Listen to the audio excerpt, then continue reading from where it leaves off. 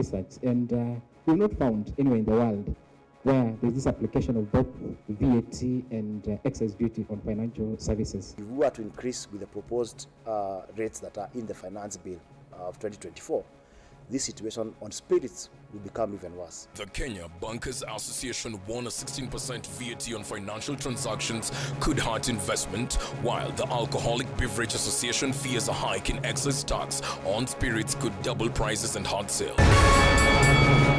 Nearly 10,000 university students have appealed their placement in funding tiers under the new government model, claiming unfair allocation. The burden still lies with DCI. And so we have to depend on DCI to give us answers to some of these forensic questions that we want. The forensic laboratory is domiciled at the headquarters of DCI. And the Independent Policing Oversight Authority, IPOA, cites delays at the National Forensics Lab in providing ballistics analysis needed to investigate the deaths of 60 people during Azimio demonstrations. Plus, 19-year-old Ian Joroge, filmed assaulting a police officer, is now in custody at the Nairobi Remand Prison after receiving treatment at Kenyatta Hospital.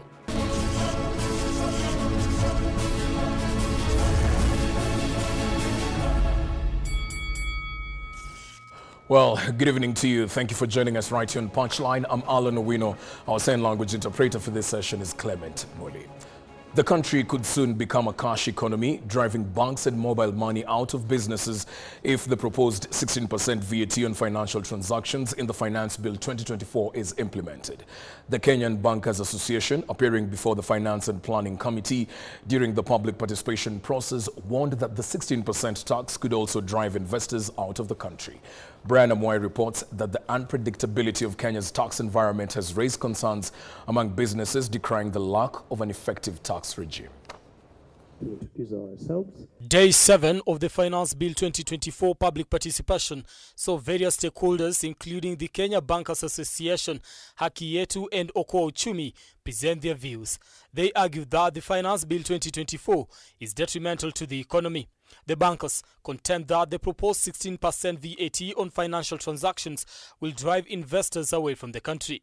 Even at that level where we are paying matatu fees and I'm transacting on my mobile phone, I'm transacting from my bank to the till in the matatu, again, this move from 15 to 40 still applies. And we've done our research because as chairman you said, Edna is here. We have a very powerful team from Equity, ABSA. We've done our research and we've not found anywhere in the world where there's this application of both VAT and excise duty on financial services. The idea is not it's not the value of the transaction. It would be the fees charged if there are fees charged. And in the absence of it, then your concern about foreign exchange then should rest. The Association of Startups and MSMEs stated that many businesses have closed due to harsh taxes, proposing a re-evaluation of the tax measures. They argued that the unpredictability of Kenyan tax policies could harm the economy further. What we're just proposing is that we have a progressive manner in how we introduce the taxes. If you look at the national tax policy that's supposed to be 5 years, what we're seeing currently in Kenya is that it keeps changing within the year. Right? So we have submissions for the finance bill, we pass the Finance Act, and then new taxes start being introduced within the year. It makes it very difficult for SME startups and even for corporations, I'm sure even for KPMG as well, planning on how to have a kitty for regulation and compliance because that is mandatory. The government is eager to raise taxes to support itself, but people already burdened by the high cost of living say any additional tax will do more harm than good as they take to the streets to protest the move. As the finance bill faces opposition from various sectors, whether the public views will be incorporated in the final report remains to be seen as the budget-making process for the year draws to a close. Brian Amuai, K24, Nairobi. Elsewhere, the Alcoholic and Beverage Association of Kenya, ABAC, has warned that illicit alcohol could dominate up to 70% of the alcoholic drinks market in Kenya if the Treasury proceeds with its plan to increase the excise tax on spirits by up to 79.9%. ABAC Chair Eric Githua says the proposals in the Finance Bill 2024 will significantly impact prices, nearly doubling them and pushing products out of reach for the majority, hence driving consumers to cheaper alternatives. Busara Nauman with that report. Finance Bill 2024 continues to draw mixed reactions from manufacturers and sector players who have warned that the tax increments will lead to local production decline, which will in turn result to job losses and have a negative effect on the GDP. Government needs to be more considerate. We think they can take, we're not saying they cannot take excise on spirits, but it should be gradual because that's the only way you can allow the industry to grow. We believe that this should not be the detriment of loyal taxpayers who go out of their way to support millions of livelihood through their various investments. ABAC Chairperson Eric Githua and EABL Corporate Relations Director Eric Kiniti criticized the government's proposal to raise the excise tax on spirits to 79% as outlined in the 2024 Finance Bill. And now what we are saying is that if we are to increase with the proposed rates that are in the Finance Bill of 2024, this situation on spirits will become even worse. And the government will have a big headache in terms of controlling illicit products that will come from outside the country and even manufactured illegally within Kenya. Githua says currently 59% of hard liquor is illicit. If the bill passes as it is, illicit alcohol could dominate up to 70% of the market. This represents an 80% price increase in the cost of spirituous beverages, such that the cost of the cheapest spirit will move from 290 shillings to a recommended price of Kenya shillings 770 shillings.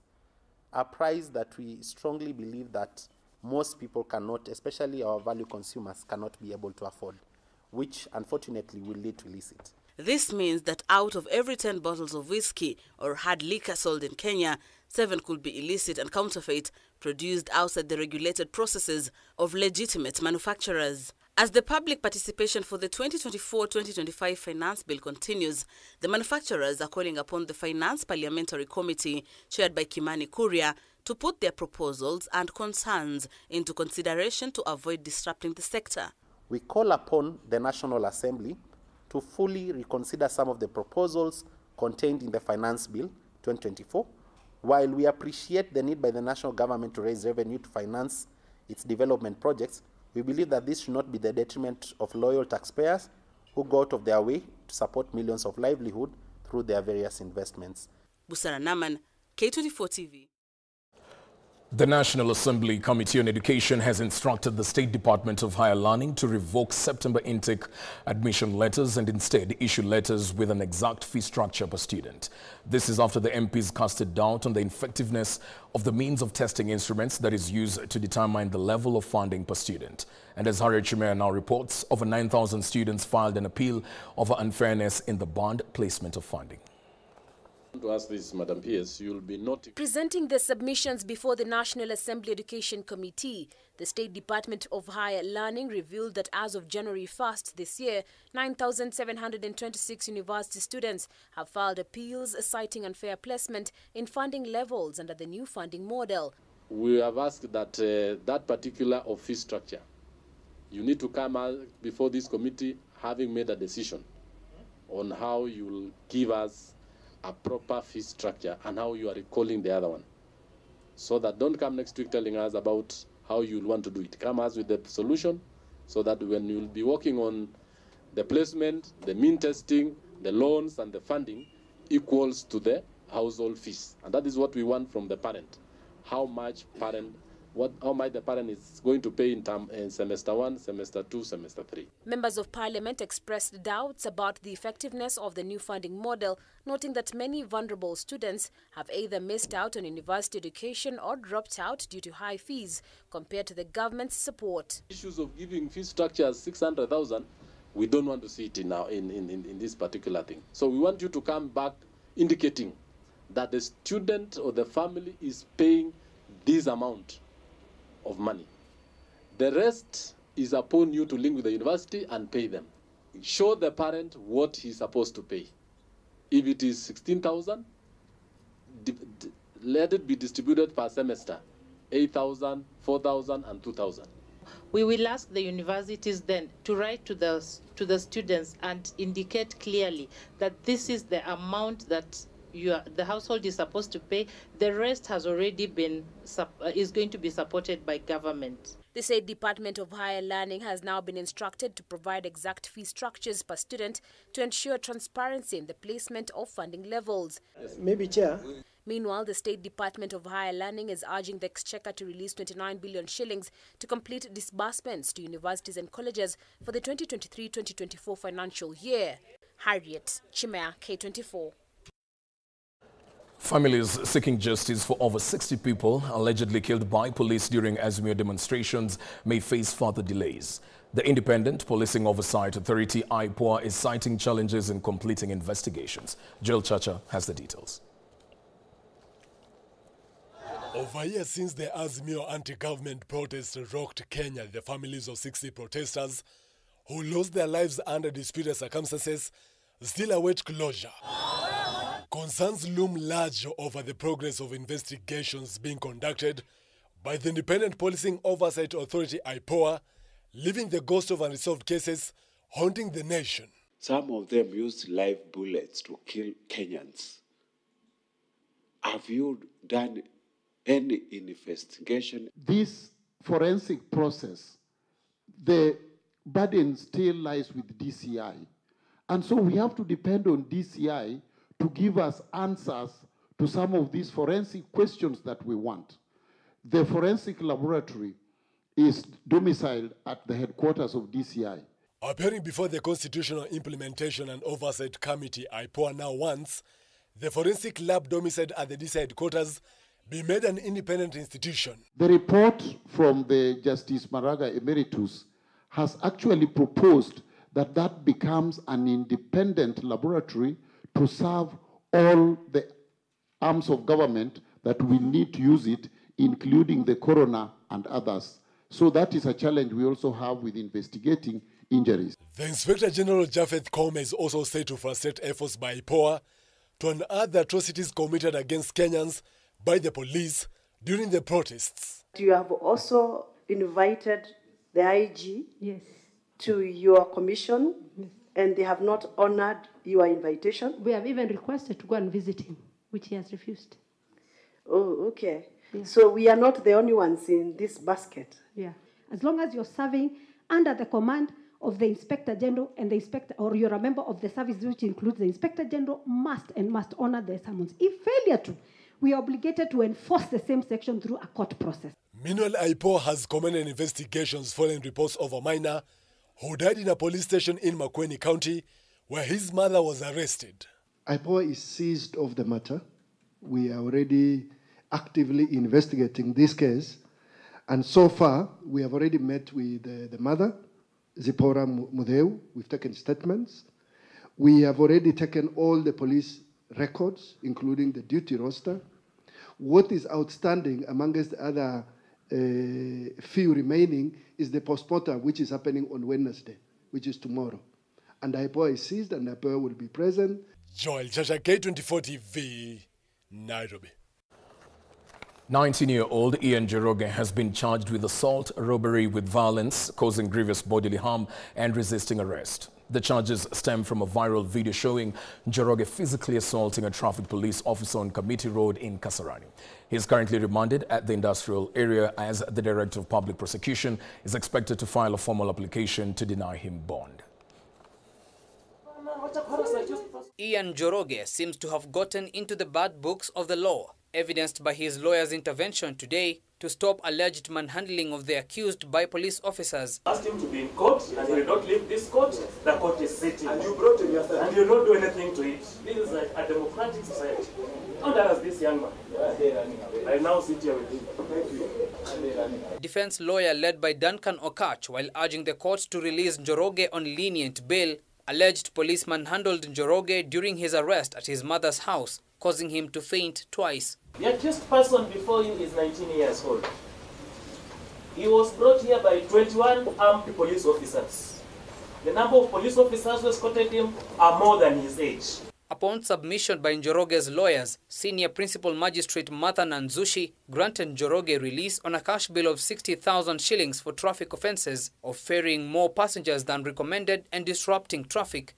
The prosecution, however, argued that statements from officers who are witnesses had not yet been completed and asked for Njoroge to not be granted bail at the criminal court. These police officers, Your Honor, if they had time to sit down, they would have produced an affidavit before you. Magistrate Ben Mark Ekubi ordered that Njoroge be taken to Kenyatta National Hospital for treatment following reports of bruises on his body.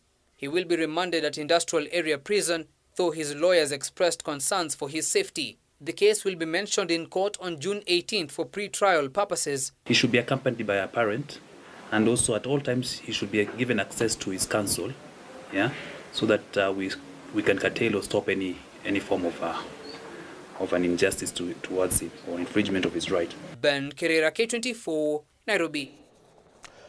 Controller of Budget, Margaret Nyakango, has faulted county governments for continued flouting of laid procedures and recommendations from her office meant to curb wastage of public funds. Nyakango, who addressed the Senate Liaison Committee meeting in Uasin Gishu County, also noted that poor planning and budgeting have resulted in huge pending bills among counties, with Nairobi County on the lead. Prime Cabinet Secretary Musalia Mudavadi officially opened the two-day retreat, underscoring the importance of collaboration between the executive and the legislative houses. Timothy Simo reports. County governments have continued to flout regulations on public funds expenditure and often ignore the recommendations from the Control of Budget Office. Addressing the Senate Liaison Committee in Uasin Gishu County, Control of Budget Margaret Nyakango pointed out what her office believes are schemes designed to steal funds and promote pilferage in counties. Are forged documents being brought to support withdrawals. We have seen payments to incorrect beneficiaries, as well as failure to deduct withholding taxes in line with the law. We have seen wasteful expenditure, such as the DSA on huge staff delegations. Nyakango further says poor planning and budgeting are to blame for the ever-ballooning pending bills among counties, with the current figure standing at 153 billion shillings. Nairobi County leads among counties with the highest pending bills. Some of the emerging issues in the settlement of the pending bills have been the poor planning and budgeting. So here we are looking at the expenditure commitments based on unrealistic revenue estimates. And I can vouch that this is the case of Nairobi County. Every year we have fallen short by a very large margin. Prime Cabinet Secretary Musalia Mudavadi, who officially opened the two-day retreat, says all ministries and county governments are required to form corruption prevention committees. If we are going to deal with this vice on corruption, and the representatives of the governors are here, maybe one needs to figure out to what extent have those corruption prevention committees been set up in our counties, and to what extent are they functioning. Thus far, Musalia says ministries and counties have either ignored to implement this policy and asked senators to put them to task on availing corruption reports. Musalia, who doubles up as the Foreign and Diaspora Affairs Cabinet Secretary, added that the ministry is currently formulating Kenya's foreign policy sessional paper that will be presented in both legislative houses. Timothy Simwa, K24 TV. Well, we take a break at this point. On the other side of that break, we get back with tonight's discussion. Stick around for that.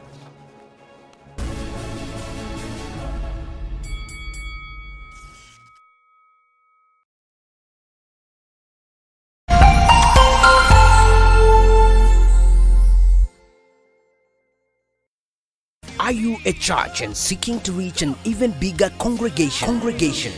K24 TV and Kameme